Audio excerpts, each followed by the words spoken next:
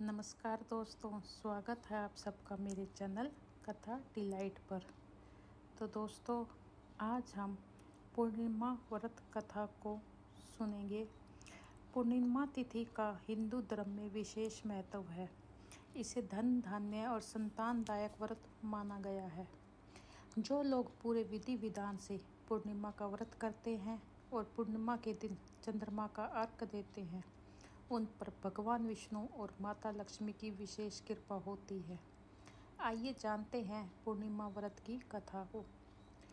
द्वापर युग में एक समय की बात है कि यशोदा जी ने कृष्ण से कहा, हे कृष्ण, तुम सारे संसार के उत्पन्न करता हो।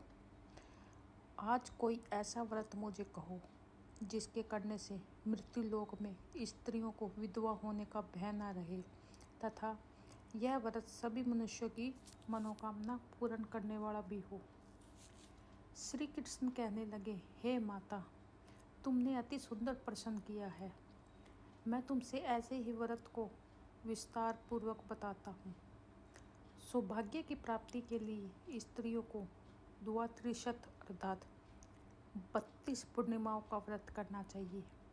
इस व्रत को करने से स्त्रियों को सौभाग्य संपत्ति मिलती है। यह व्रत अचल सौभाग्य को देने वाला और भगवान शंकर के प्रति मनुष्य मात्र की भक्ति को बढ़ाने वाला है। यशोदा जी के कहने लगी, हे कृष्ण, सर्वप्रथम इस व्रत को मृत्यु लोक में किसने किया था, इसके विषय विस्तार पूर्वक मुझे कहो। श्री कृष्ण जी कहने लगे कि इस भूमंडल पर एक अत्यंत प्रसिद्ध राजा चंद्रहास से पालित अनेक प्रकार के रत्नों से परिपूर्ण कातिका नाम की एक नगरी थी। वहाँ धनेश्वर नाम का एक ब्राह्मण था और इसकी स्त्री अति सुंदर रूपवती थी। दोनों ही उस नगरी में बड़े प्रेम के साथ रहते थे। घर में धन धान्य आदि की कोई कमी नहीं थी। उनको एक बहुत बड़ा दुख था, उनके कोई संतान नहीं थी, जिस वजह से वह बहुत दुखी रहते थे। एक दिन एक बड़ा तपस्वी योगी उस नगरी में आया। वह योगी बाकी सभी घरों से भिक्षा मांगकर भोजन किया करता था, लेकिन उस ब्राह्मण के घर से भिक्षा नहीं मांगा करता था। एक दिन योगी गंगा के किनारे भिक्षा मांगकर प्रेम पूर्वक खा रहा था कि धनेश्वर ने योगी को यह सब करते देख लिया। सब कार्य किसी प्रकार से देख लिया। अपनी भिक्षा अनादर से दुखी होकर धनेश्वर योगी से बोले, और सभी घरों में भिक्षा लेते हो, परंतु मेरे घर की भिक्षा कभी भी नहीं ली। इसका क्या कारण है? योगी कहने लगा, आपके धर्म हमें इस बात की आज्ञा नहीं देता है, क्योंकि अभी आप गृहस्थ जीवन में एक सुख से वंचित है। आपके घर संतान होने पर मैं आपके घर से भी भिक्षा स्वीकार करूँगा। उन्होंने कहा कि जिसे संतान नहीं है उसके घर से भिक्षा लेने से मेरे विपरीत हो जाने का भय है। धनेश्वर यह सब बात सुनकर बहुत दुखी हुआ और हाथ जोड़कर योगी के पैरों में पड़ गया और दुखी मन से कहने लगा कि आप मुझे संतान प्राप्ति का कोई उपाय बताएं। आप सर्वज्ञ हैं, मुझ पर अवश्य ही यह कृपा कीजिए। धन की मेरे घर में कोई कमी नहीं है, लेकिन मैं संतान न होने के कारण अत्यंत दुखी रहता हूँ। आप मेरे इस दुख का हरण कीजिए। यह सुनकर योगी कहने लगे, तुम चंडी की आराधना करो। घर पहुंचकर उन्होंने ये सारी बात अपनी पत्नी को बताई और खुद वन में चला गया। वन में पहुंचकर उसने चंडी की आराधना की और उपासना की। चंडी ने 16 दिन उसको सपने में दर्शन दिए और कहा कि हे धनेश्वर, जा तेरे पुत्र होगा, लेकिन उसकी आयु सिर्फ 16 वर्ष होगी। 16 वर्ष की आयु में ही उसकी मृत्यु हो जाएगी। अगर तुम दोनों स्त्री और पुरुष 32 पूर्णिमाओं का व्रत करोगे तो यह दीर्घायु हो जाएगा। जितनी तुम्हारा सामर्थ्य हो उतने आँचे के दिए जलाकर शिव जी का पूजन करना, लेकिन पूर्णमासी 32 ही होनी चाहिए। सुबह होती ही तुम्हें इस स्थान के पास एक आम का पेड़ दिखाई देगा। उस पर चढ़कर एक फल तोड़कर अपने घर ले जाना। अपनी स्त्री को इस बारे में बताना। सुबह स्नान होने के बाद वह स्वच्छ होकर शंकर जी का ध्यान करके उस फल को खा ले।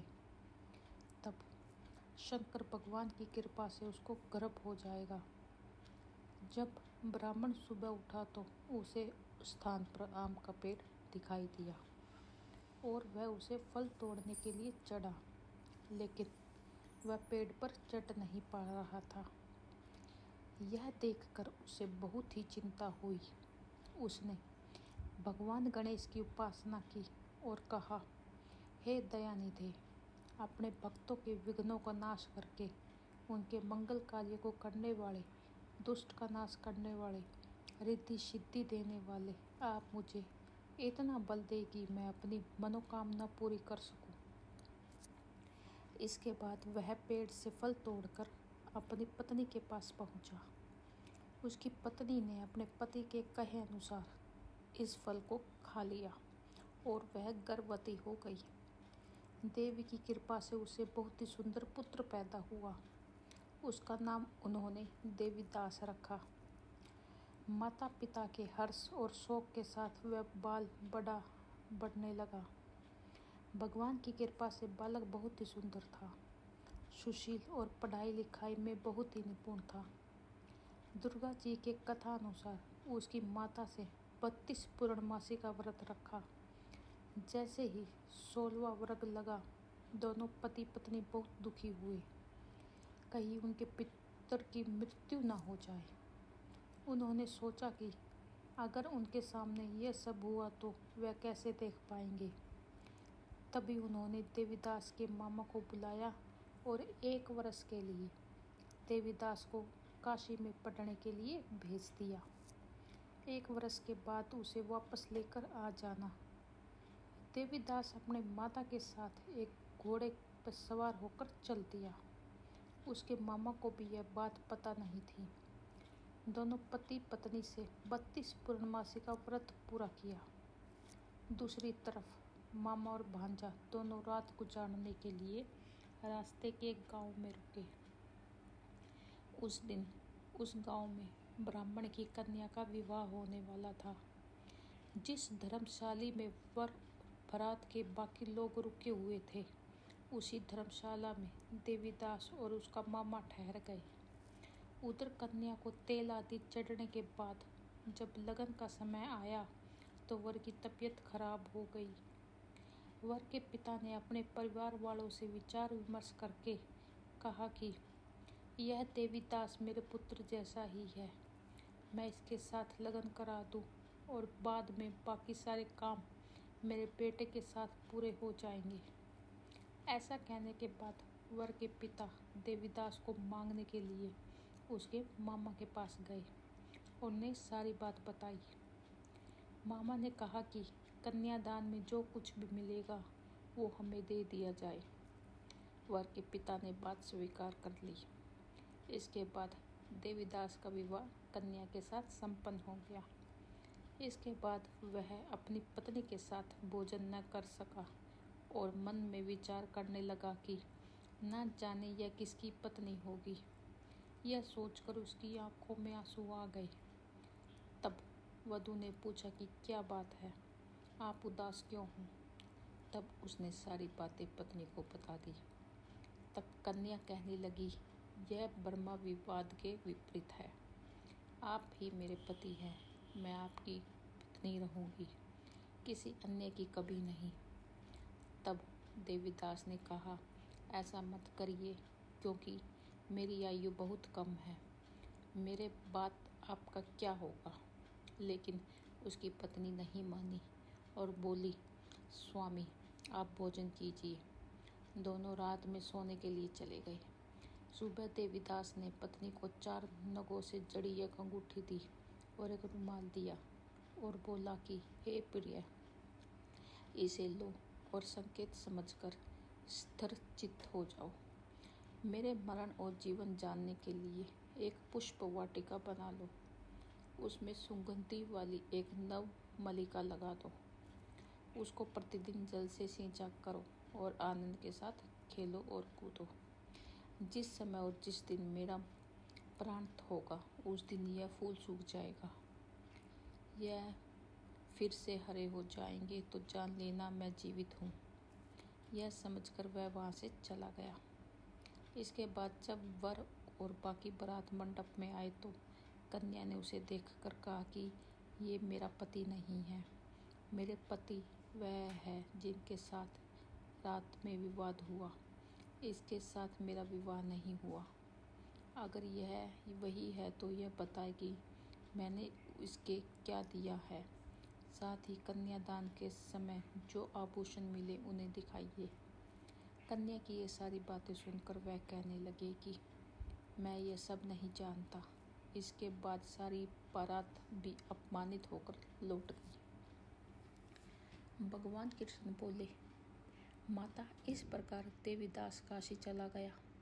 कुछ समय जब बीत गया तो एक सर्प उसको डसने के लिए वहां आया, लेकिन वह उसको काट नहीं पाया क्योंकि उसकी माता ने पहले ही 32 पूर्णिमा का व्रत कर लिए थे। इसके बाद खुद काल वहां पहुंचा। भगवान की कृपा से तभी वहां माता पार्वती और भगवान गणेश आ गए।